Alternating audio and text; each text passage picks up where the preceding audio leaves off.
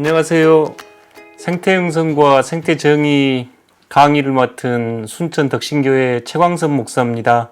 이렇게 영상으로 온라인으로 인사드립니다. 주님의 평화가 여러분에게 가득하시기를 축복합니다. 저는 대한예수교 장로회 통합 측 목사로 순천 남로의 덕신교회 목사입니다. 토론토 대학교에서 생태형성으로 학위를 받고 호남신학대학교에서 교수로 역임하다가 지금은 순천에 있는 덕신교회에서 목회를 하고 있습니다. 오늘 강의 순서는 크게 이렇게 진행하려고 합니다. 왜 저희가 생태영성으로 응답하기 원하는지 배경이 되는 6번째 대량 멸종 이야기를 여러분과 조금 나눈 후에 인간과 지구의 관계를 재설정하는 영성이 필요합니다 하고 크게 3가지로 생태적 지혜, 생태적 영성훈련, 그리고 생태적 헌신에 대한 이야기를 강의의 주요 내용으로 삼도록 하겠습니다. 그리고 마무리하도록 하겠습니다.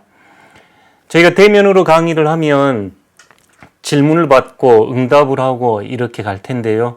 그러지 못해서 아쉽습니다. 혹시나 질문이 있거나 제가 부족한 것은 여러분께서 채워주시면 고맙겠습니다.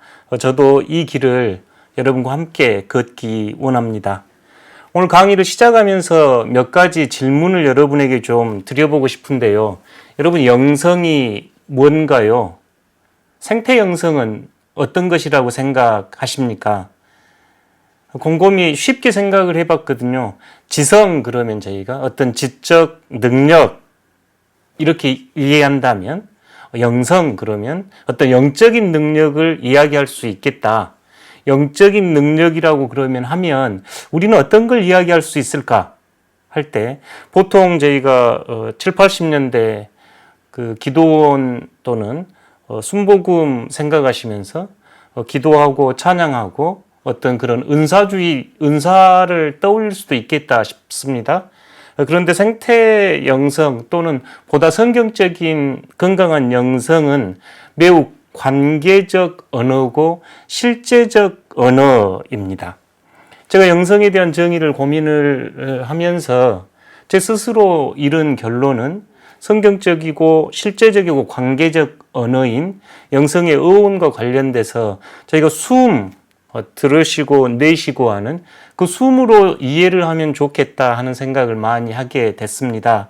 외인관이 영성 스피리추얼리티에서 스피리투스, 루아흐, 푸뉴마 이 단어들이 모두 숨, 바람, 영으로 번역되고 있기에 영성의 어원을 숨과 관련돼서 좀 이해하면 어떨까? 제가 영적인 힘과 영적인 능력을 갖게 된다는 것은 창세기 2장 7절에 나와 있는 하나님께서 아담을 흙에서 만드시고 그 코에 생명의 숨을 불어 넣으셔서 사람이 되셨던 것처럼 하나님의 숨으로 우리들이 살아가는 걸 영성 이렇게 이해할 수 있으면 좋겠다는 생각을 하곤 합니다. 근데 숨을 조금만 여러분 생각해 보셔요. 내 숨, 너 숨 우리가 나눌 수 있는가요? 또 이 숨 생각해 보면 하나님과 나, 또 나와 이웃 보다 구체적이고 실제적으로는 나와 창조 세계, 저 나무와 산과 맺는 관계가 이 숨이지요. 우리의 산소는 나무에서 받은 거고 우리 이산화탄소는 나무에게 필요하지요. 그런데 저 나무가 있기 위해서 우리는 태양이 있어야 하고 태양계가 있어야 하는 걸 알게 됩니다. 우리 태양계는 우리 은하 안에 있지요. 그러고 보면 숨 쉬는 것은 매우 우주적이고 실제적이고 관계적인 걸 알 수 있습니다. 그래서 저는 기독교 영성이 크게 4가지 관계라고 생각을 하는데요. 하나님의 숨으로 이어지는 하나님과의 관계, 또 옆 사람과 숨 쉬는 이웃과의 관계, 그리고 창조 세계와의 관계, 하나를 더 추가한다면 나와 내가 맺는 관계, 보다 심리학적 언어이겠지요. 이렇게 영성을 이해하면 보다 성경적이고 실제적이고 구체적이지 않을까 이렇게 생각을 해봅니다. 그러면 그리스도인과 비그리스도인 모두 숨을 쉬고 사는데, 모두 그 관계 안에 살아가는데, 그러면 그리스도인에게 그리스도교 영성은 뭔가요? 라고 묻게 된다면, 저는 하나님 앞에서 예수 그리스도와 함께 성령 안에서 실제와 맺는 친밀한 관계성, 이렇게 이야기하고 싶습니다. 이걸 분리해가지고 설명할 수도 있겠으나, 하나님 앞에서 예수 그리스도와 함께 성령 안에서 우리가 실제라고 이야기하면 하나님, 우주, 인간이거든요. 실제와 맺는 친밀한 관계성을 영성으로 이해하면 좋겠다 싶습니다. 하나님 앞에서 예수 그리스도와 함께 성령 안에서, 이 단어는 제가 칼 라너의 기도에서 가져온 단어입니다. 이렇게 영성과 생태 영성을 숨과 관련해서 이해하고 실제적인 관계성으로 이해할 때 우리가 보다 생태 영성을 실제적으로 구체적으로 이해할 수 있겠다는 생각이 듭니다. 이제 본론으로 들어가서 첫 번째, 우리가 서 있는 순간은 선택의 순간입니다. 생태 위기에 대한 보고와 이야기는 굉장히 많지요. 코로나19, 또 열대 우림 파괴, 북극곰, 북극 빙하의 녹음, 해수면 상승, 여러 가지 기후, 지구 온난화와 기후 변화에 관련된 기후 위기는 수도 없이 많은데, 저는 그리스도인에게 가장 심각한 문제는 대량 멸종으로 생각을 합니다. 왜 인구하니? 저희 그리스도교는 생명의 종교라고 이야기를 하고, 하나님께서 생명의 주인이라고 이야기를 하며, 예수 그리스도를 생명, 성령을 생명의 영으로 고백하는 저희들일진데, 지금 지구는 6번째 대량 멸종을 맞이하고 있거든요. 이 문제는 매우 심각해 보입니다.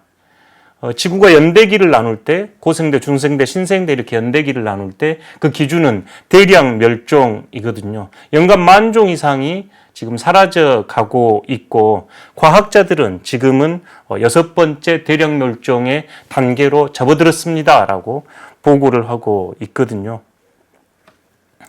토마스 베리가 쓴 표현입니다. 토마스 베리는 지구학자고 우주 이야기, 지구의 꿈 등을 쓴 생태 사상가이지요. 저희가 5차 대멸종으로, 그래프를 보시면 5차 대멸종으로 신생대가 시작이 됩니다. 이 5차 대멸종은 6,500만 년 전에 공룡들이 사라진 시기이고요. 그리고 지금 6,500년 동안 신생대에 생명이 꽃피우고 있는 시대입니다. 지금 6차 대멸종을 맞이하고 있는데, 지질학적으로 다른 시대가 앞으로 펼쳐질 것이라고 지금 토마스 베리는 이야기를 하면서, 우리 시대는 생태대로 갈 것인지 기술 시대로 갈 것인지 선택의 갈림길에 서 있다고 이야기를 합니다. 이것을 이해하기 위해서 인간 중심주의와 생태 중심주의를 저희가 간략하게 살펴보면 도움이 되는데요. 인간 중심주의는 지구 위에서 인간만 존재의 의미와 가치를 가진 주체로 여깁니다. 인간 아닌 모든 존재들은 도구적 가치만 가지고 있는, 이분법적으로 나눠지고 있는 인간 중심주의, 이것에 바탕을 둔 현대 산업기술 문명이 꿈꾸는 세계가 기술대라면, 생태대는 생태 중심주의라고 이야기하는데요. 모든 존재하는 것들은 내재적 가치와 의미가 있고, 지금 이 자리에서 의미가 있습니다. 생태대 비전은 토마스 베리가 이렇게 이야기하는데요. 영어로 이코조익 이어라라고 이야기하는데, 인간 공동체가 더 큰 지구 공동체 안에서 상호 증진하는 방식으로 현존하는 지질학적 시대라고 토마스 베리는 이야기합니다. 여러분이 꿈꾸는 다음 지구의 연대기는 어떤 모습일까요? 토마스 베리는 매우 큰 지질학적 연대기를 썼습니다. 폴 크루첸 등은 저희가 신생대 말기에 인류세라는 단어를 보편적으로 지금 제안하면서 쓰고 있지요. 토마스 베리는 훨씬 더 크게 고생대, 중생대, 신생대 다음에 오는 생태대는 인간과 지구가 상호 친밀한 관계를 형성하는 시기라고 이야기하면서 생태대 비전을 제시하고 있습니다. 여기서 여러분에게 좀 여쭤보고 싶은데요. 생태 파괴 현실을 우리들이 직면하고 있고 바라보고 있는데 이 강의를 참여하신 여러분들은 물론 동의하고 이게 심각하기 때문에 이곳에 오셨다고 생각이 되는데요. 보통의 그리스도인들은 어떨까요? 1989년 예일대에서 한 조사에서도 기독교인들이 비기독교인이나 비종교인보다 생태의식이 낮습니다. 그리고 2013년 미시건 대학의 존 클리멘트 교수팀이 다시 설문조사를 하는데 여전히 그리스도인이라고 자신들을 이해한 사람들이 생태의식이 비기독교인이나 비종교인보다 낮다고 나와 있습니다. 최근의 조사는 조금 다른 의미가 최근에 생태의식의 변화가 좀 생겼다고 보이는데 코로나19 덕분이라고 생각을 합니다. 코로나19로 인해서 저희들이 기후위기와 지구온난화 이야기를 자주 접하면서 그리스도인들도 지구온난화가 심각하다 하고 지난해 보니까 한국기독교사회연구소의 조사에 따르면 97%가 지구온난화가 심각한 문제입니다라고 응답을 했던 걸 보면 많은 그리스도인들도 이제 생태위기를 인식하고 있고 어떻게든지 전환해야 한다고 느끼고 있다고 생각이 됩니다. 반면에 교회나 목회나 그리스도교 신앙과 영성에서는 아직 그 전환이 일어나지 않고 있는 현실입니다. 이제 생태위기의 현실을 저는 지질학적 언어로 신생대에서 생태대로 넘어가는 토머스 베리 입장에서 이해를 했고요. 저에게 생태 영성이 무엇이냐라고 이렇게 물으면 저는 생태 시대의 그리스도교 영성 또는 생태대를 위한 그리스도교 영성 이렇게 말씀을 드리고 싶습니다. 이 생태대, 그러니까 인간과 지구가 맺는 관계 재설정, 그 관계 재설정에 필요한 영성으로 생태 영성을 이해하면 좋겠는데요. 이유는 근본적으로 저희가 지구를 이토록 파괴하는 그 근원에가 인간이 지구와 맺는 관계가 잘못되어 있다고 인식하기 때문에 그렇습니다. 이 챕터의 이 주제 또한 이야기를 많이 다루어야 돼서 오늘 그 이야기를 다루지 못하겠습니다만 저는 생태 시대의 영성, 우리 시대의 그리스도교 영성의 가장 중요한 업무는 가장 중요한 건 인간과 지구가 맺는 관계를 새롭게 설정하는 것, 친밀하게 상호 공존을 위해 헌신할 수 있도록 설정하는 것이 가장 중요한 영성의 임무라고 생각을 합니다. 크게 저는 세 가지로 우리의 삶이 지구와 관계를 맺는 것에 변화를 위해 크게 세 가지가 필요하다고 보이는데요. 첫 번째는 저희가 생태적인 지식이, 생태적인 지혜가 필요합니다. 생태 위기의 현실을 인식할 뿐만 아니라 구체적으로 그리스도인으로서 우리 시대의 생태적 지혜를 발굴하고 그 지혜를 활성화시킬 필요가 있습니다. 저희 그리스도인들에게 가장 중요한 지혜의 근원들은 저는 우리 그리스도교 전통에서 찾아야 한다고 생각을 하고 그것은 첫 번째 예수 그리스도이고 둘째 성경이라고 생각을 합니다. 저희가 믿고 따르는 예수 그리스도를 생태적으로 이해하고 저희가 읽는 성경을 생태적으로 읽기 시작할 때 저희 그리스도인들은 더 응답할 수 있고 더 우리에게 주어진 과제를 사명의식을 가지고 소명의식을 가지고 참여할 수 있다고 보기 때문입니다. 두 번째는 생태적 감수성을 불러일으킬 수 있는 생태 영성이 필요합니다. 저희가 지식적인 것, 지적인 것으로 삶을 변화시킬 수는 없지요. 저희 몸을 응답할 수 있도록 생태적 감수성을 불러일으킬 수 있는 훈련들이 필요하고 지혜가 필요하고 훈련이 필요할 뿐만 아니라 마지막으로 생태적 헌신을 저희가 필요로 하는 것이 이 생태 영성의 세 가지 분야라고 생각이 됩니다. 이 세 가지를 차근차근 여러분과 나누어 보겠습니다. 첫 번째, 저희 그리스도인들의 어떤 영적인 근원, 구체적으로는 삼위일체 하나님을 경험하고 그 경험으로 인해서 저희가 지구와 인간이 맺는 관계를 재설정하는데 우리에게 가장 중요한 자료들은 가장 중요한 신앙의 규범들은 바로 성경과 예수 그리스도입니다. 그래서 저는 여러분께 예수님이 생태적입니까? 생태적 예수가 상상이 가능하신가요? 또는 성경을 생태적으로 읽을 수 있습니까? 라고 질문을 던지면서 시작해 보겠습니다. 여러분에게 예수님은 누군가요? 어떤 분이라고 대답하고 싶으신가요? 신앙 고백적으로 베드로의 고백처럼 주는 그리스도시요 살아계신 하나님의 아들입니다라는 고백할 수 있겠지요. 예수님께서 복음서를 통해서 보여주신 모습은 매우 신비가적인 모습이지요. 하나님을 아빠 이렇게 부르는 모습은 신비가적 요소라고 이야기를 하고, 예수님께서 실제 보여주셨던, 사역을 하시면서 보여주신 모습은 치유자이죠.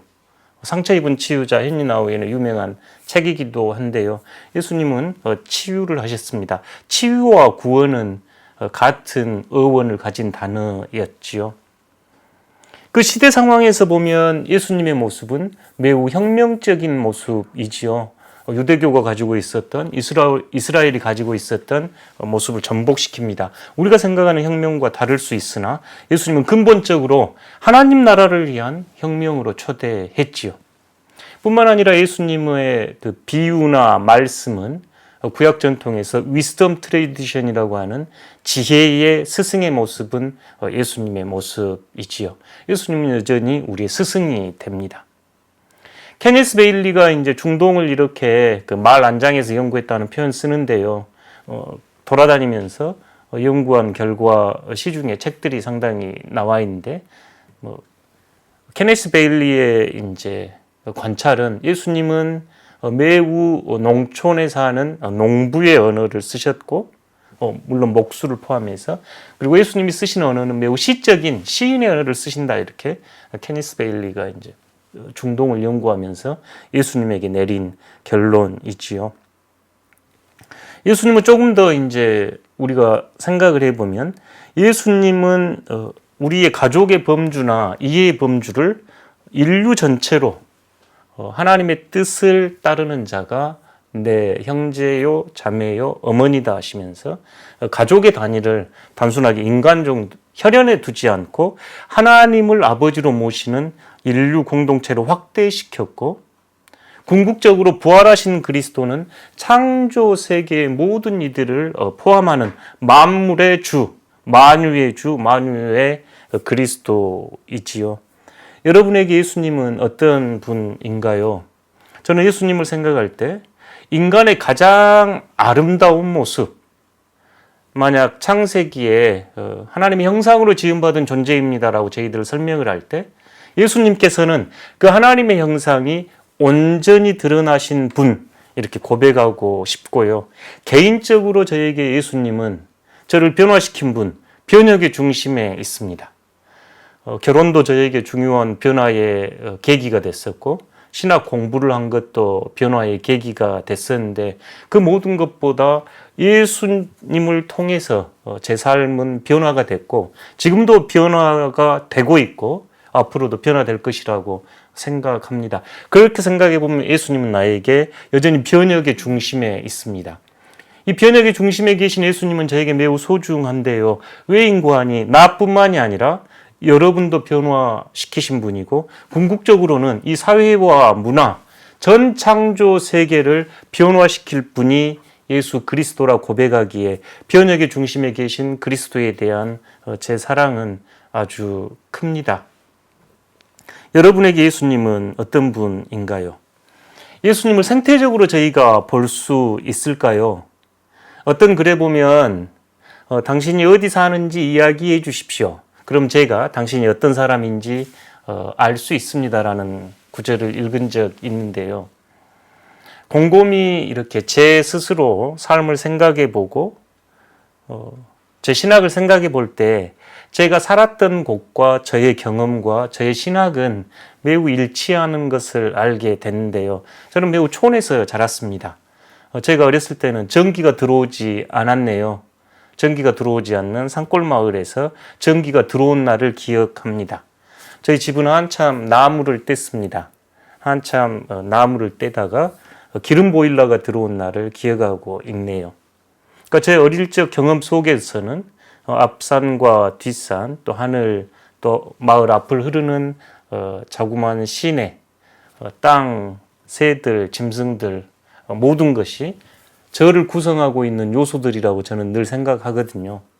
근데 저는 예수님을 보면서 예수님은 나사렛 예수님은 갈릴리의 꿈을 드러낸 분, 저는 이렇게 이해하고 싶었습니다. 저희가 예수님께서 갈릴리에서 활동하신 걸 잘 알고 있지요. 예수님께서는 나사렛과 갈릴리 그리고 팔레스타인의 흙먼지 날리는 길을 걸었지요.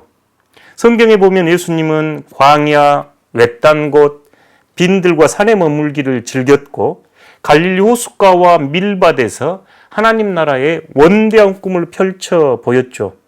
예수님께서는 회당에서 가르치시기도 하시고 치유도 하셨습니다만 정작 중요한 예를 들어 산상수훈이라든지 오병이어라든지 부활 이후의 사건들은 호숫가에서, 들녘에서, 길 위에서 이루어진 걸 저희는 알 수 있습니다.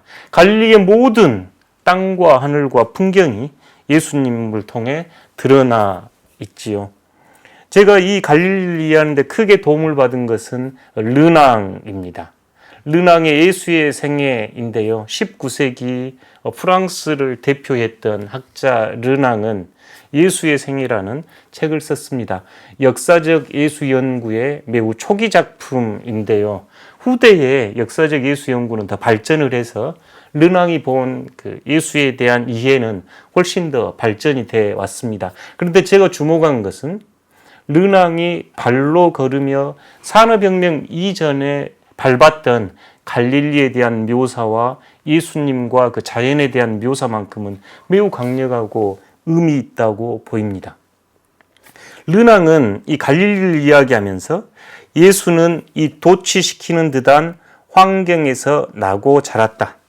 지금 갈릴리 이야기를 할 때 주변은 아늑하고 아름다워 세계 어디를 가도 여기만큼 절대 행복을 꿈꾸기에 알맞은 곳은 없다. 웃음을 머금은 듯 하면서도 웅대한 이 자연이 예수가 배운 것 전부였다. 아마 여러분 예수님을 어떻게 생각하실지 모르겠는데 저희가 성경 안에서 보면 예수님에게 스승은 따로 지금 없지요. 르낭은 이 갈릴리가 예수의 스승이었다라고 이야기를 하고 헨리 나우엔이라고 하는 영성가는 창조 세계가 예수님의 모국어인데 하나님의 모국어인데 그 모국어를 가장 잘 이해한 분이 예수님 이런 표현을 씁니다.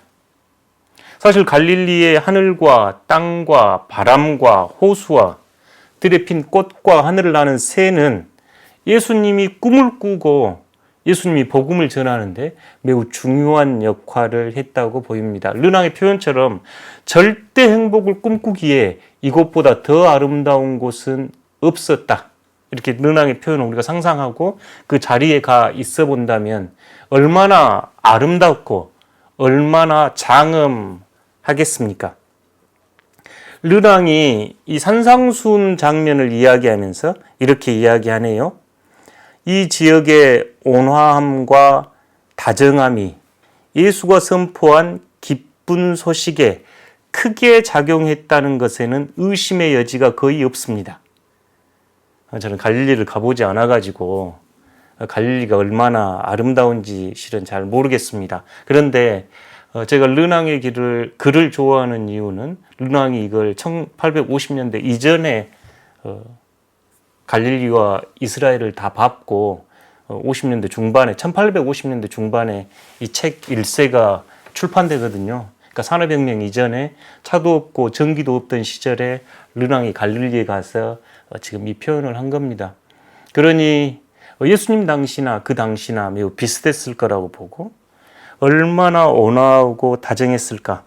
르낭의 책에 보면 이스라엘에는 5가지 계절이 있다고 하는데요. 봄, 여름, 가을, 겨울, 그리고 갈릴리의 봄 이렇게 있답니다.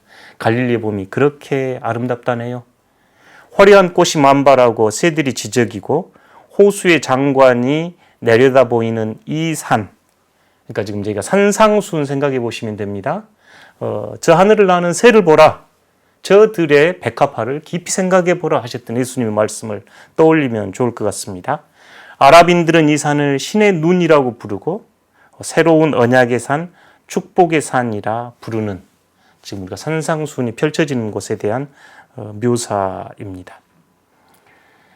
갈릴리를 걸었던 예수님, 그리고 갈릴리의 아름다움과 절대 행복을 꿈꾸는 곳, 그곳에서 예수님이 활동하시는 그 모습만 생각을 해봐도 예수님께서 자연과 얼마나 밀접한 관계였을까 하는 쉽게 상상이 되고요. 구체적으로 예수님의 가르침 안에 보면 우리가 자연을 어떻게 대하고 어떻게 이해해야 되는지 우리로 하여금 강력하게 초대합니다. 예수님께서는 하나님 나라 비유를 예를 들어 마태복음 13장에는 7개 하나님 나라, 하늘나라, 천국 비유를 말씀하시면서 5개가 자연이 주체로 등장하지요. 진주상인 비유하고 땅에 감추인 보물 비유만 사람이 등장하고 사람이 주체로 등장하고 나머지 5개는 씨앗, 겨자씨, 미랄 다 자연 그대로 하나님 예수님께서는 자연을 그대로 하나님 나라를 가리키는 상징으로 또는 표시어로 지시체로 사용하였지요. 하나님 나라 비유 중에 이 비유가 굉장히 저는 매력이 있습니다. 마가복음 4장 26절에서 29절인데요. 하나님 나라 비유는 이렇게 비유할 수 있다. 하나님 나라는 이렇게 비유할 수 있다. 어떤 사람이 땅에 씨앗을 뿌려 놓았다. 저희가 상태적으로 성경을 읽을 때 등장하는 모든 것을 주체로 보시면 도움이 되는데요. 예를 들어 어떤 사람이 그러면 어떤 사람의 밑줄, 땅 밑줄, 땅이 대상이나 객체가 아니고 주체로 보셔야 합니다. 씨앗을 뿌렸다. 어떤 사람, 땅, 씨앗이 모두 주체로 지금 등장합니다. 하루 자고 일어나는 사이에 씨앗은 싹을 트고 자라나지만, 그죠? 씨앗이 주어입니다. 씨앗이 싹이 트고 자라나지만 그 사람은 그것이 어떻게 자라는지 모른다. 우리가 잘 따라올 수 있죠. 그 다음 주목해 보세요. 땅이 저절로 열매를 맺게 하는 것인데, 땅이 굉장히 중요한 역할을 합니다. 지금 하늘나라는 어떤 사람이 땅에 씨앗을 뿌려놓은 것에 비유할 수 있는데, 씨앗을 뿌려놓고 그 사람은 자고 일어나고 시간이 이렇게 가는 거지요. 근데 그 사람은 어떻게 자라는지 모르는데 주체가, 그 씨앗을 성장시키는 주체가 예수님 이 복음에서는 땅입니다. 땅이 저절로 열매를 맺게 하는 것인데, 땅이 주체로 등장해서 저절로 열매를 맺게 하는 것, 땅에 대해서 저희 그리스도교 신앙은 매우 주목합니다. 예를 들어 창세기 1장의 창조 이야기 안에서도 하나님께서 땅에게 명령하셔서 새와 나무, 새와 물고, 새와 풀과 곡식들을 나게 하죠. 그러고 땅이 냅니다. 창세기 1장에서 땅도 주체적인 역할, 하나님의 명령에 따라 주체적인 역할을 하고, 창세기 2장에서 아담아 뜻 자체가 땅과 사람이지요. 땅이 아담아가 히브리어로 여성형이고 아담이 남성형이거든요. 그러니까 땅과 사람은 지금 동의어라고 볼 수 있는 거죠. 예수님에 대한 인자, 벤 아담도 지금 사람의 아들, 그 뜻도 땅의 아들, 지금 이런 뜻이지요. 신명기나 이제 예언서로 가면 하늘과 땅은 하나님의 증인으로 소환시킵니다. 그러니까 땅은 매우 주체적인 역할을 하고 있죠. 예수님께서도 땅이 저절로 열매를 맺는 것, 이렇게 이야기를 합니다. 처음에는 싹이 트고 다음에는 이삭이 패고 마침내 이삭의 알찬 나달이 맺힌다. 곡식이 익으면 그 사람은 추수 때가 된 줄을 알고 곧 낫을 된다.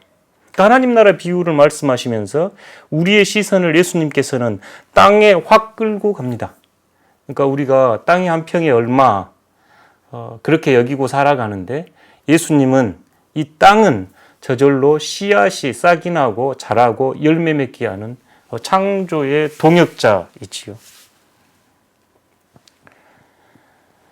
예수님에게 인간을 포함한 모든 자연은 하나님의 피조물입니다. 이 이야기가 잘 나온 것이 이제 산상수훈에서 6장 28절 이하인데요. 저 하늘을 나는 새를 보세요. 저 들에 피어 있는 백화파를 자세히 생각해 보세요. 할 때 그 쓰인 단어들은 단순하게 하늘 나는 새, 들의 꽃 이 정도가 아니고 그 새와 꽃을 통해 드러나는 하나님의 긍휼과 자비가 분명히 드러납니다. 예수님은 피조 세계를 통제하고 정복하라고 요구하지 않고 오히려 모든 창조 세계는 하나님의 지혜와 보호가 담긴 스승이라고 우리를 일깨우고 창조 세계를 그렇게 보도록 초대하시는 분입니다. 저희가 예수님께서 창조 세계를 어떻게 대하셨을까, 창조 세계와 어떤 관계를 맺으셨을까 할 때 예수님의 그 창조 세계를 바라보는 눈에 많이 주목하는데요. 예수님께서 새를 바라보라, 아니면 들의 백화파를 깊이 생각해 보라, 철저하게 배우라, 그런 뜻이 담겨 있거든요. 그리고 하늘을 나는 참새 한 마리도 아버지의 뜻이 아니면 떨어지지 않는다. 뿐만 아니라 이 창조 세계를 넘어서 한 사람 한 사람을 바라보셨던 그 예수님의 눈빛에 대해서 엘리자베스 잔슨이라고 하는 여성 생태신학자는 관상적 바라봄 이런 표현을 씁니다. 그 관상 이 단어를 버그하르트가 설명할 때 오랫동안 사랑의 눈으로 실제를 바라보는 것, a long loving look at the real, 요게 이제 관상에 대해서 자주 설명하는 언어 중에 하나인데, 예수님은 어떤 새나 꽃을 바라볼 때 오랫동안 사랑의 눈으로 그 실제를 바라보았다, 그런 뜻입니다. 이 눈을 우리가 회복할 수 있을까요? 도구적으로, 목적으로 그냥 의미 없이 바라보는 눈이 아니라 꽃 한 송이도 소중히 바라보시고 그 꽃을 통해 드러내시는 하나님의 지혜와 장엄함을 바라볼 수 있을까요? 제가 신학생 때 광주의 저쪽 귀론에 김준우 선생님이 사셨는데, 그분은 이제 이 호남 영성에서 매우 중요하신 분이 이세종 이연필 선생님인데 그분의 제자였습니다. 신학생 때 오셔가지고 여러분 설교 준비하려고 애쓰지 말고 꽃을 15분만 바라보고 계셔요. 그러면 설교할 수 있습니다. 물론 그때는 이해를 잘 못했네요. 근데 훗날 에카르트를 읽다 보니까 에카르트도 비슷한 표현을 했더라고요. 창조 세계 안에 현존하는 하나님의 장엄함, 하나님의 말씀을 그 창조물을 통해서 읽으라 했던 말씀으로 생각됩니다. 예수님은 창조 세계를 그렇게 바라보셨습니다. 오늘 깊이 다루려고 하지는 않는데요. 저는 나사렛 예수가 그 갈릴리의 꿈을 드러내신 분, 그리고 예수님의 가르침 안에 창조 세계는 단순한 대상이 아니라 주체로 등장하고 있음을 말씀드렸고, 예수님이 그렇게 창조 세계를 주체로 대할 수 있었던 것은 관상적인 눈으로 바라보셨기 때문입니다라고 말씀을 드렸습니다. 그런데 이제 요한이나 바울로 넘어가면 예수 그리스도는 인간 예수를 넘어서 우주적 예수이지요. 요한 1장의 프롤로그에서 그리스도는 말씀이 육신이 되신 분으로 그분을 통해 만물이 이루어지게 되죠. 만물이 그분을 통해서 창조됩니다. 그분은 창조주가 되시고 만물을 유지하는 유지주가 되시고 모든 것을 중재하시는 회복주가 되신다는 것이 바울과 요한의 고백이지요. 고린도전서 8장 6절, 골로새서 1장 16절 등에 보면 예수 그리스도는 창조의 중재자입니다. 골로새서 1장 16절에서는 창조의 목적이 예수 그리스도가 되시고, 바울은 에베소서 1장 10절에서 모든 피조물들의 머리가 예수님 그리스도입니다. 그러니까 단순하게 인간을 구원하시는 뿐만 아니라 모든 피조물들의 머리로 만물이 그분 안에서 지금 하나가 되는 꿈을 바울은 보았지요. 골로새서 1장 15절에서 보이지 않는 하나님의 형상이셨고, 그분 본질인 모상이라고 히브리서를 통해서 보여줍니다. 사실 그리스도를 곰곰이 묵상해 봐도 그리스도는 만물 안에 계시고 만물은 그분 안에 있다는 바울의 표현을 저희가 생각해 보면 생태적 삶과 생태적 영성이 매우 그리스도와 친밀한 영성이고 그리스도와 우리가 친하면 친해질수록 보다 더 생태적인 삶을 살 수 있습니다. 첫 번째 부분은 이제 성경이 생태적인가 이 부분 여러분에게 이야기 나누었고요. 그리스도가 생태적인가 하는 이야기 나누었고 이제 둘째로 성경이 생태적입니까? 여러분 어떻게 생각하신가요? 아인슈타인의 이야기를 제가 인용하기를 좋아하는데 아인슈타인은 우리가 어떤 문제를 만들었던 그 생각 그대로 어떤 문제를 풀려고 하면 문제를 해결할 수 없다. 이렇게 이야기하는데 제가 왜 이 아인슈타인의 말을 인용하냐면 저희가 성경을 지금까지 그 생태 파괴를 하면서 성경을 읽었던 눈 그대로 성경을 읽으면 생태적으로 성경을 읽을 수 없고 생태 위기를 극복할 수 없습니다. 새로운 생태적인 눈으로 성경을 읽으셔야 합니다 하는 말씀을 드리기 위해서 아인슈타인을 인용합니다. 맨 왼쪽 여러분 지도가 보이신가요? 지도가 좀 작지요. 여러분 학교에서 어릴 적 붙어 있거나 집에 붙어 있었던 지도입니다. 이 지도의 특징은 그 구인 지구를 쫙 펴다 보니까 북극 지방이 굉장히 커지고 적도 지방이 작지요. 실제로 아프리카는 굉장히 큰 대륙이거든요. 유럽 다 들어오고 북미 다 들어오고 뭐 인도 다 들어오고 아프리카 굉장히 큰 대륙입니다. 그런데 이 지도를 보면 아프리카가 꽤 작고 캐나다 위쪽이라든지 그린란드라든지 시베리아 이런 데 굉장히 크게 나와 있는 지도지요. 메르카토르 도법에 그려진 지도인데 제가 이제 이 지도가 이원론적이다는 뜻은 아니고 이 지도를 그릴 때 사람들의 의식은 인간과 물질을 이원론적으로 나누고 인간만 가치가 있고 그 당시 물질과 우주는 기계라고 생각했던 기계적 우주론이 산업혁명을 발전시켰고 그 산업혁명과 현대 산업 기술은 지금 생태 위기를 불러일으켰던 방법입니다라고 말씀을 드리고 싶었습니다. 기계적이고 이원론적 그 우주론을 가지고 있었던 시대에 많은 이들이 읽었던 성경을 읽었던 방식은 마커스 버그에서 이건 인용을 제가 했는데요. 문자적으로 성경을 읽고 교리적으로 읽고 구원 중심적으로 성경을 읽었습니다. 그러니까 이원론적 기계적 우주론을 가진 이들과 문자적 교리적 또 알레고리적으로 성경을 읽었던 이들의 공통적인 특징은 인간 중심주의 태도로 성경을 읽고 자연을 파괴했습니다.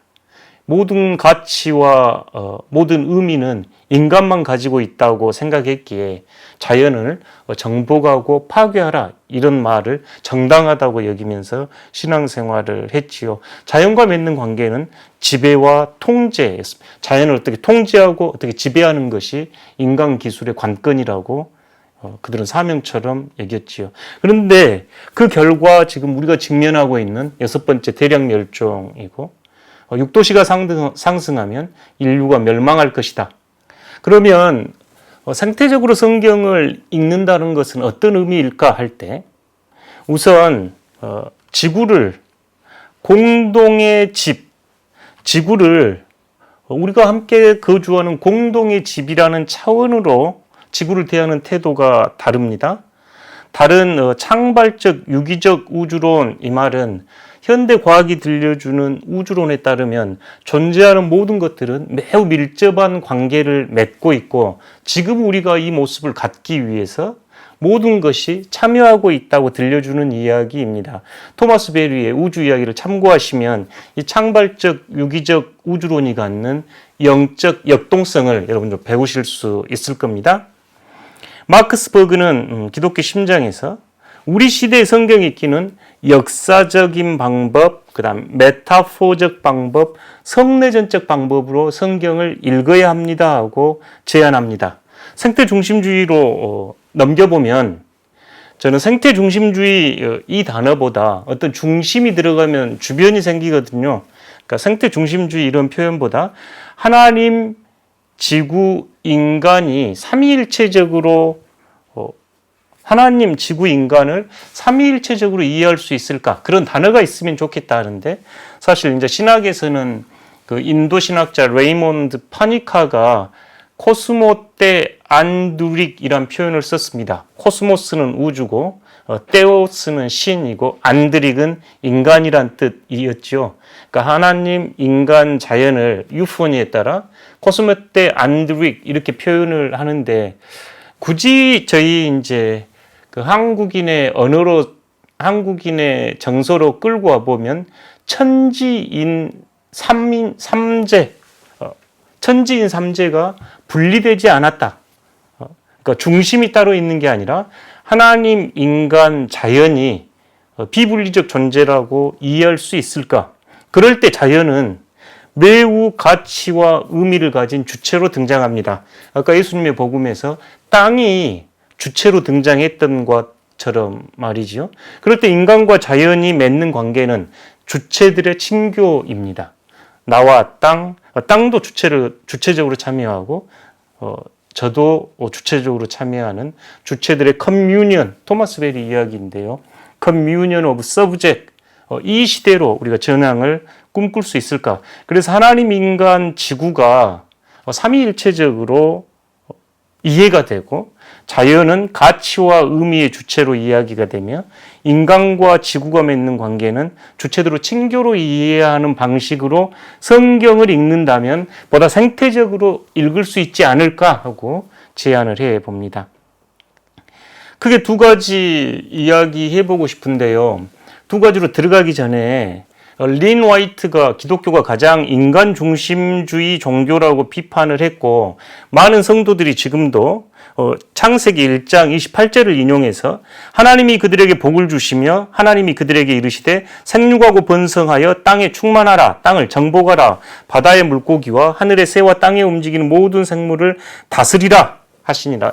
이 구절을 많이 인용하면서 기독교인들이 땅을 정복하고 모든 생물을 다스리는 것이 매우 정당하고 성경적 태도다. 이렇게 오해하시는 분들이 계셔요. 린 화이트도 사실 이 본문을 지금 비판했던 것이었는데요. 정복하다, 그러니까 저희가 지금 오른편에 써놨는데 전체적인 창조 맥락에서 정복과 다스림은 지금 저희들처럼 창조 세계를 파괴하라거나 창조 세계를 함부로 대하라는 뜻은 분명히 아닙니다.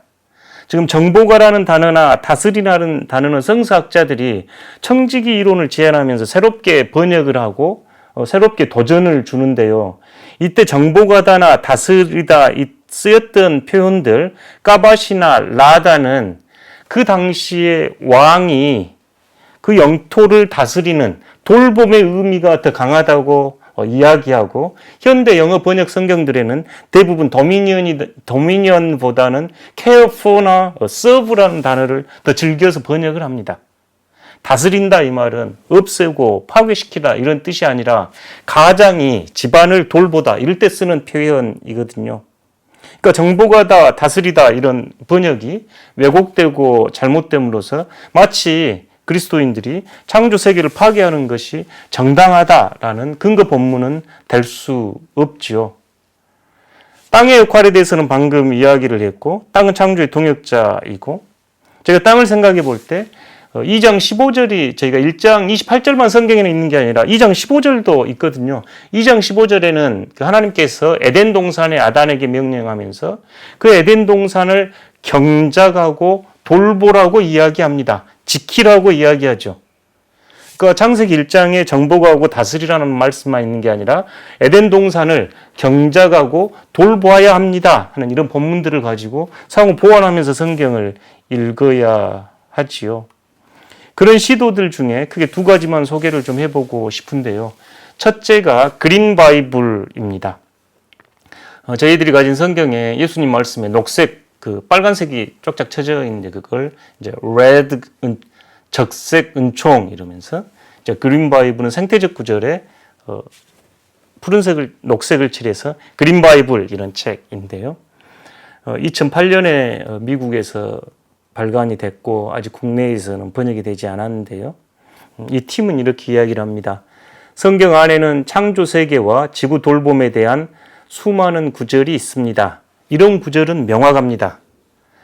하나님은 창조 세계의 모든 것은 아주 밀접하게 서로 연결되어 있습니다. 하나님과 창조 세계의 모든 것은 아주 밀접하게 연결되어 있습니다. 또 둘째, 하나님께서 모든 창조 세계를 돌보듯이 우리 또한 다른 창조 세계와 인간을 사랑함 없이 하나님을 결코 사랑할 수 없습니다. 그러니까 창조 세계를 하나님이 돌보고 계시는데 우리 인간이 창조 세계를 돌보지 않고 하나님을 사랑할 수는 없습니다. 우리는 하나님이 창조하신 모든 것을 돌보라는 소명을 가졌습니다 하면서 이 팀은 성서를 생태적으로 읽기 시작한 구절입니다. 구체적인 방법으로 이들이 제안하는데요. 어떻게 하나님과 예수님이 자연 세계와 관계를 맺고 돌보고 친밀한 관계를 형성하는지 성경을 읽을 때 유심하게 주의 깊게 보셔요. 둘째, 모든 창조 세계, 땅, 물, 공기, 식물, 동물, 인간이 어떻게 상호 연결되어 있는지 말씀 안에서 살펴보셔요. 셋째, 어떻게 창조 세계가 하나님께 응답합니까? 시편에 많이 나와 있는 찬양 대원들이지요. 또한 성경 안에는 어떻게 우리가 창조 세계의 돌봄의 소명으로 불려졌는지 읽으셔야 합니다. 라고 초대합니다. 그린 바이블 이 녹색 성서는 지금 묵상집은 한글로 출판이 되어 있고 성경은 아직 되지 않았습니다만 여러분 구입해서 보시면 생태적 구절에 녹색들이 들어가 있어서 묵상하는 데 도움이 됩니다. 이 책 성경 말씀 외에도 앞부분에 실려 있는 몇 개의 아티클들과 뒷부분에 실려 있는 생태적으로 신앙생활을 할 수 있도록 이렇게 가이드해 놓은 것은 도움이 됩니다. 참고하실 수 있겠네요. 호주의 학자들이 아주 진보적으로 진행하고 있는 Earth Bible 프로젝트. 이 책은 생태 정의에 관심 있는 분들이라면 아마 어쩌면 익숙하실 수 있겠다 싶은 책이 이 책입니다. 아까 그린 바이블은 상당히 에큐메니컬 진영들이 다양하게 참여해서 어떻게 보면 약간은 온건하다 그럴까요? 그런 포지션이라면 Earth Bible 프로젝트는 훨씬 더 프로그레시브하고 지금까지 제가 이제 읽어지기에 호주의 신학자들이 가장 생태적인 성취를 지금 이루고 있다고 보입니다. 계속 가요. 이들은 이제 Earth Bible 프로젝트를 진행하면서 지구가 단지 인간을 위한 재료, 배경으로 보이는가 아니면 내재적 가치를 가진 주체인가 이렇게 묻습니다. 여기서 지구는 단지 Earth뿐만 아니라 지구 안에 있는 모든 것들, 나무, 새, 산, 강들, 모든 지구 안에 있는 하나님의 피조물들이 단지 인간을 위한 재료와 배경입니까? 아니면 intrinsic value라고 하는 내재적 가치를 가진 주체입니까? 이렇게 묻습니다. 지구가 목소리를 가진 주체로 이해되어야 하는가? 아니면 착취되어도 괜찮은 객체로 이해되는지 말씀 안에서 보십시오 하고 제안을 하지요.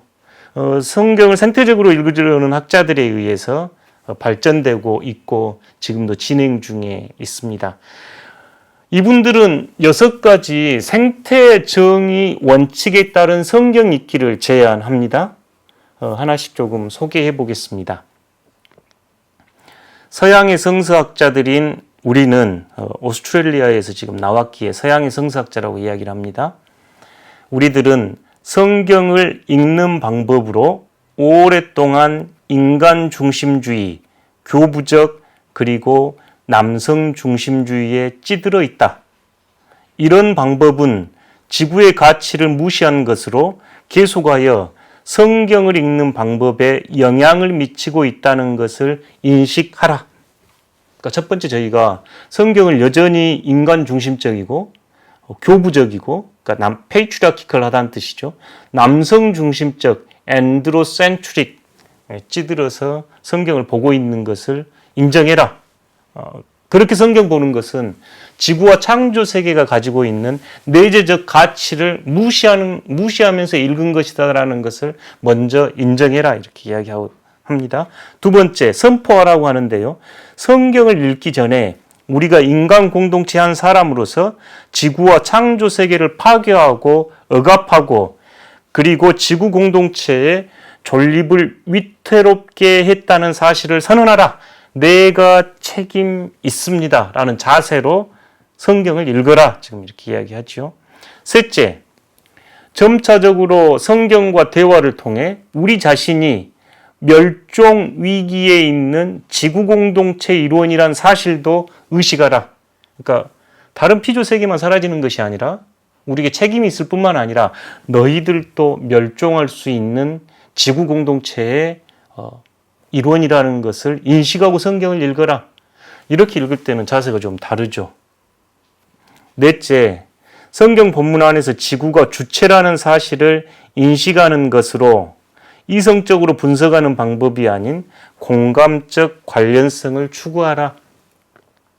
그러니까 성경 안에서 성경이 쓰여진 시대나 성경의 역사적 배경을 생각해 보면 저희처럼 생태적인 위기는 없었습니다.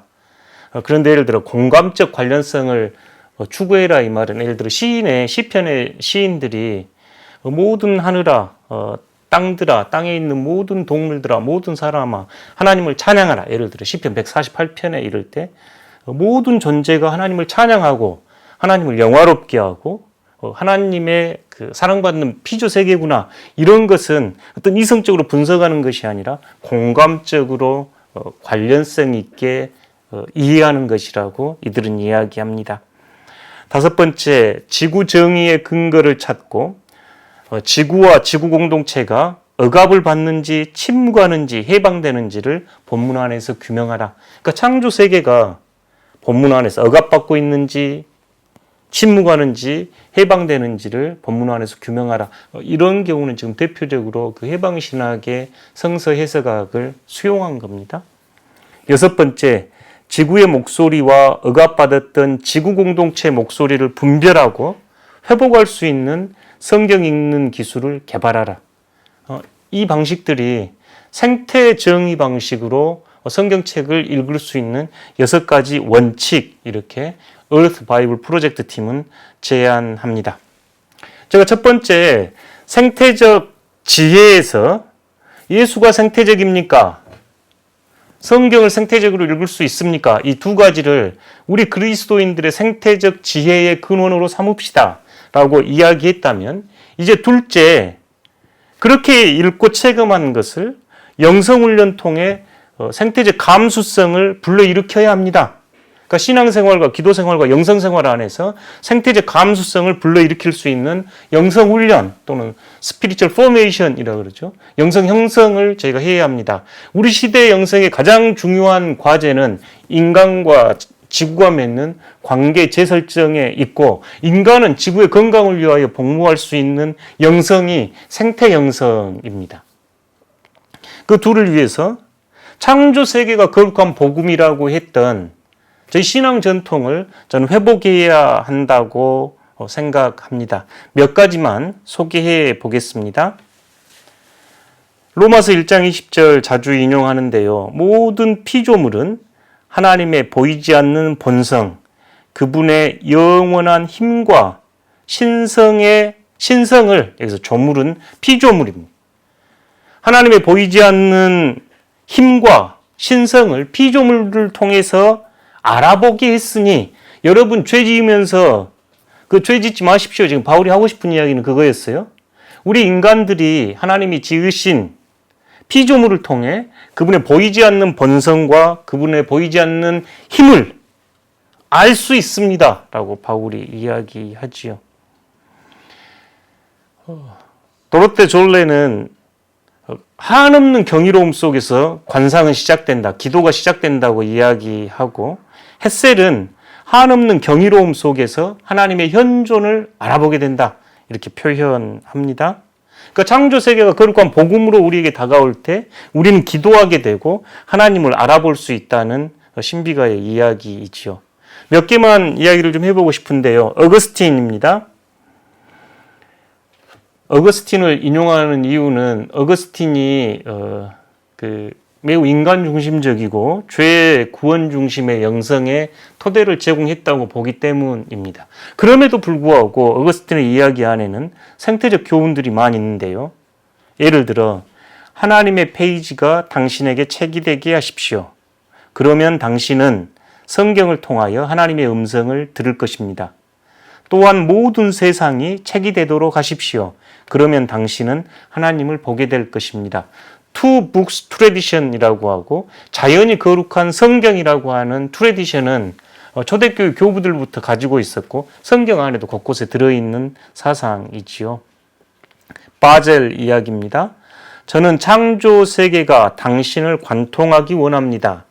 아주 큰 찬양으로 당신이 어디를 가든지 아주 작은 풀 한 포기가 창조주 하나님을 분명하게 기억나게 할 것입니다.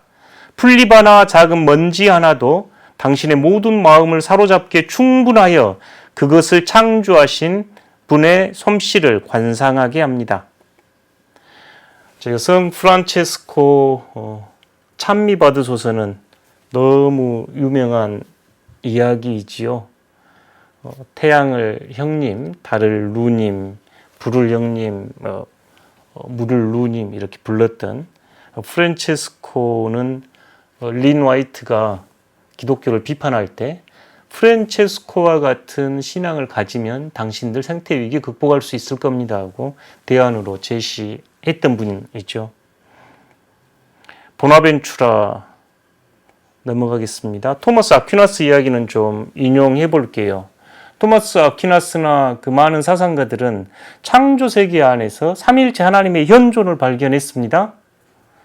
모든 창조물 안에는 삼위일체의 흔적이 발견된다. 모든 창조물 안에서 필연적으로 신적 위격으로 환원되는 원인이 발견되는 한에서 그러하다. 모든 창조물은 다 자체의 존재 안에 실제함이 형상을 갖는데 이 형상으로 말미암아 종이 결정되고 다른 것과 관계를 맺는다. 그것은 창조된 실체인 만큼 그것의 원인과 원리로 표현된다.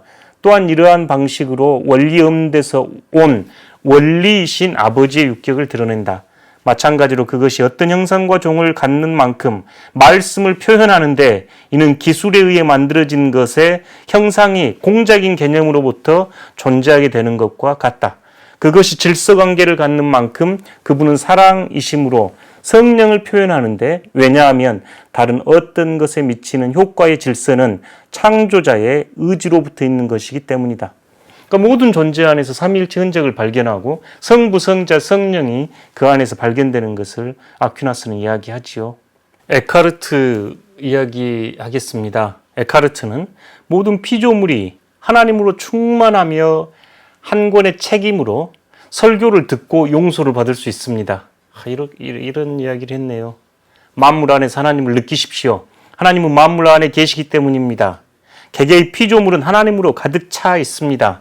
그리고 하나님에 관해 기록된 한 권의 책입니다. 개개의 피조물은 하나님의 말씀입니다. 종교개혁가 루터 이야기 좀 해보겠습니다.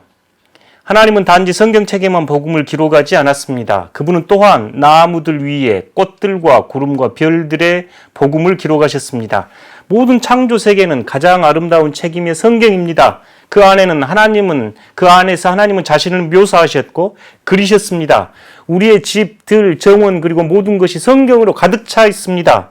하나님은 이 아름다운 작품들을 통하여 우리에게 설교하십니다. 더욱이 우리의 눈을 두드리시며 우리의 감각을 자극하시며 우리의 마음이 어떻게 깨닫게 되는지를 보여주십니다. 제가 기독교 역사 안에서 매우 일부만 인용을 하는데요. 신앙의 선배들은 창조 세계를 단순히 인간의 욕망을 위한 착취의 도구로 여기지 않고 삼위일체 하나님의 현존 또는 거룩한 성경으로 보면서 우리가 그 안에서 하나님의 말씀을 듣고 하나님의 현존을 바라보라고 초대했습니다. 이런 자세로 저희가 창조 세계를 대할 수 있을까요? 이럴 때 생태적 감수성은 저절로 솟아오르지 않을까요? 토마스 머튼이 새 명상의 시에서 그들의 본질은 그들의 거룩함입니다. 그것은 하나님의 지혜의 흔적이며 그들 안에 있는 하나님의 실체입니다. 토마스 머튼이 저 산을 보면서 엉성하게 뛰어다니는 망아지를 보면서 들에 핀 꽃과 호수와 들을 바라보면서 그것들의 본질은 거룩함입니다. 여러분의 본질은 거룩함이고 여러분 안에는 하나님의 지혜의 흔적과 하나님의 실체가 담겨 있습니다. 이렇게 이야기하지요. 제가 윤인중 목사님 인천 계양산 지키기 하셨던 숲속에서 띄운 편지에서 읽고 감명을 받았던 내용 중인데요. 숲속에서 나는 멀리 있는 절대 타자로서의 하나님이 아니라 솔리폴시의 낙하와 새소리에 깃든 너무도 가까이 있고 너무도 따뜻한 하나님에 대하여 그 품 안에 있는 나에 대하여 느끼고 감동하고 만다. 높은 계양산 소나무 위에서 그 나무를 지키기 위해서 올라가셨던 목사님께서 하나님은 저 멀리 있는 타자가 아니라 이 솔리폴시 하나에 새소리에 너무너무 가까이 있고 따뜻한 하나님을 느끼며 감동하고 만다. 하나님으로 꽉 차 있는 그 감동이 전해지지요. 나는 거기서 거룩하다는 말이 무엇을 가리키는지를 보았다. 그 장관을 보는 나의 마음이 엄숙해짐을 느꼈다. 눈물이 흘렀다. 어찌 살아가야 되는지, 함께 산다는 것이 무슨 말인지 거기에서 한꺼번에 배웠다. 여러분 이 마음 짐작되신가요? 창조 세계는 우리로 하여금 거룩함이 무엇인지, 우리가 누구인지, 어떻게 살아야 하는지 가르치는 말씀입니다. 창조 세계를 거룩한 책으로 여길 수 있도록 기도하고 저희들이 필요한 생태적 감수성을 불러일으키는 영성훈련이 필요합니다. 우리 시대의 가장 중요한 영성훈련은 창조 세계와 맺는 방법, 지구와 맺는 친밀한 관계 형성에 있습니다. 아까도 인용했던 관상이 무엇인가요 할 때 A long loving look at the real 이란 단어 좀 기억하시면서 창조 세계를 바라보실 수 있으면 좋겠습니다. 이제 마지막으로 생태적 헌신입니다. 저희가 인간과 지구의 관계 재설정을 위해서 지금까지 생태적 지혜, 예수님과 성경은 생태적인가? 둘째, 생태적 감수성을 불러일으키는 영성훈련, 창조 세계를 거룩한 책으로 여겼던 신앙의 선배들 이야기를 좀 들어보았다면 이제 우리는 헌신이 필요하지요. 우리의 생태적 헌신의 판단 기준은 지구의 건강입니다. 이 헌신이 지구의 건강을 이롭게 하면 옳은 것이고 이 행동이 지구의 건강을 훼손하면 잘못된 것입니다. 생태적 헌신의 기준은 지구의 건강입니다. 헌신을 이야기할 때 구체적으로 무엇을 해야 하나요? 이런 질문을 받곤 하는데요.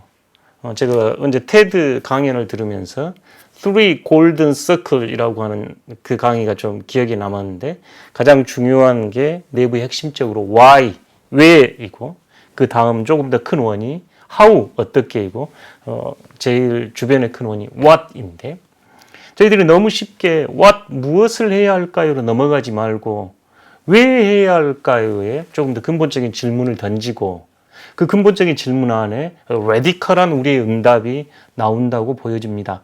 저는 왜냐고 물으면 창조 세계는 삼위일체 하나님의 거룩한 임재의 장이요 거룩함이고 삼위일체 하나님께서 사랑의 오버플로잉, 흘러넘침이 창조 세계라면 우리가 인간과 지구와 친밀한 관계를 형성하는 것은 하나님과 가까워지는 방법이라고 생각합니다.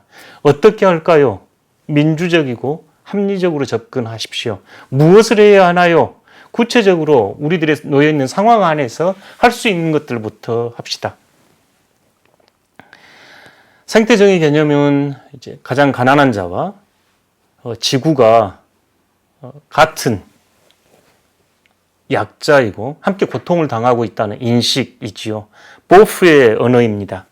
지구의 울부짖음과 가난한 이들의 울부짖음은 하나인데 그리스도의 울부짖음입니다. 저희가 이렇게 세상을 바라보고 이해할 수 있어야 생태적 헌신에 응답할 수 있다고 보입니다. 맨 왼쪽 아래 그림은 아프리카 이야기지요. 이 가운데는 투발루 이야기입니다. 북극은 녹고 있고 남태평양의 투발루 섬은 깔아앉고 있지요. 오른쪽에 이 그림은 브라질 원주민들인데요. 아마존 산림 파괴로 인해서 지금 삶의 터전을 잃고 외치고 있는 모습입니다. 지구의 울부짖음, 가난한 이들의 울부짖음을 우리가 예수 그리스도의 울부짖음으로 들을 수 있을까요? 그러면 이 자리가 우리에게 십자가 아닐까요? 토마스 베리 이야기 몇 개 인용하겠습니다. 그리스도교 미래는 그리스도인이 지구의 운명에 대해 자신에게 책임 있음을 받아들이는 자세에 달려있다. 토마스 베리는 지구가 없어지면 기독교 없고 그리스도인 없다고 이야기합니다. 너무나 당연하지요. 그러니 만일 지구가 실패한다면 우리는 단순히 그리스도인으로서만 아니라 인류로서도 실패하지요. 토마스 베리는 인간 공동체와 자연 세계는 단 하나의 신성한 공동체로서 미래 속으로 함께 진입에 들어가든지 아니면 둘 다 광야에서 멸망할 것인지, 인간도 중요하고 지구도 중요하고 인간과 지구가 서로 상생 증진의 방법으로 생태대로 진입하라는 요청이 담겨 있습니다. 구체적인 헌신은 기독교 환경운동연대나 많은 녹색교회들이 추구하는 녹색 은총으로 기후위기 시대 생태적 전환을 이루는 교회를 위해서 기도하고 꿈을 꿔야 하겠고요. 기완년 사무총장 이진영 목사님이 쓰신 그린 엑소더스는 구체적인 교회에서 할 수 있는 일들 지금 펼쳐가고 있고요. 신앙으로 읽는 생태 교과서는 교회 안에서 어떻게 생태 의식을 함양하면서 구체적으로 응답할 수 있는지 토픽별로 지금 정리해가고 있는 교재들입니다. 무엇보다 공동체가 헌신할 수 있도록 저희들이 새로운 꿈을 꾸고 비전을 가져야 할 때라고 보입니다. 이제 말씀을 맺어보려고 하는데요. 제가 생태 영성은 생태적 지혜와 생태적 영성 훈련과 생태적 헌신이 필요하다고 여러분에게 이 3분면을 가지고 말씀을 드렸습니다. 제가 생태 강의를 하거나 생태 설교할 때면 제 아이들 사진을 늘 띄워봅니다. 어릴 적 숲속에서 달팽이 하나를 가지고 반나절을 달팽이를 보며 그렇게 신기해하면서 반나절을 놀 수 있었던 아이들. 지금도 이 사진 보면 아이들이 무엇이 정말 행복인가? 우리 아이들에게 물려주어야 할 가치가 뭔가 이렇게 생각하긴 하고요. 밑에 왼쪽에 있는 제 둘째와 저희 집에 함께 살았던 솔이라는 강아지입니다. 저희가 집에서 동식물 키우신 분들 이 경험하시죠? 가족이죠. 그런데 저희가 창조적 또 생태적 영성의 관점에서 보면 이 강아지만 가족인가요? 들의 나무, 하늘을 나는 새, 들의 꽃 한 송이 모두 하나님의 가족 아닌가요? 오른쪽 맨 아래는 로키 산맥에 있는 어떤 호수입니다. 저 뒤쪽에는 원래 만년설이 더 많이 쌓여 있어야 되는데 녹았고요. 제가 이 호수 앞에 가서 읽었던 그 안내 표지판이 상당히 감동적인데 그 표지판에 있는 내용이 옛 원주민들은 이곳을 방문하고자 하고 이곳에 왔을 때는 신령한 영으로부터 신령한 힘을 얻기 위해서 이곳을 방문했다. 그런 기록이 쓰여 있었습니다. 옛 원주민들이 삶에서 지치고 뭔가 영적 힘이 필요할 때 그들은 이곳에 와서 그 The Spirit, 위대한 영을 체험했던 신령한 장소였죠. 그런데 아쉽게도 만년설은 녹고 이 호수는 말라가고 있습니다. 우리들이 어디 가서 이 신령한 영을 만나고 하나님의 장엄한 현존을 맛볼 수 있을까요? 여러분 다음 세대에 어떤 것 남겨주기 원하십니까? 다음 세대가 놀 수도 없고 마실 수도 없고 밖에 나가지도 못하고 심지어 자연 결핍 증후군이라는 질병에 시달린다고 하네요. 도대체 무엇 물려주기 원하신가요? 김준호 박사가 우리가 다음 세대, 가장 무책임한 세대, 다음 세대 여러분 무엇 물려주기 원하신가요? 창조 세계 안에서 장엄한 하나님의 현존과 아름다운 창조 세계에서 하나님을 찬양하는 것을 물려주고 싶지 않으신가요? 제 강의 이렇게 마칩니다. 제가 부족하고 실수한 것은 여러분께서 채워주시고 양해해 주시면 고맙겠습니다. 감사합니다.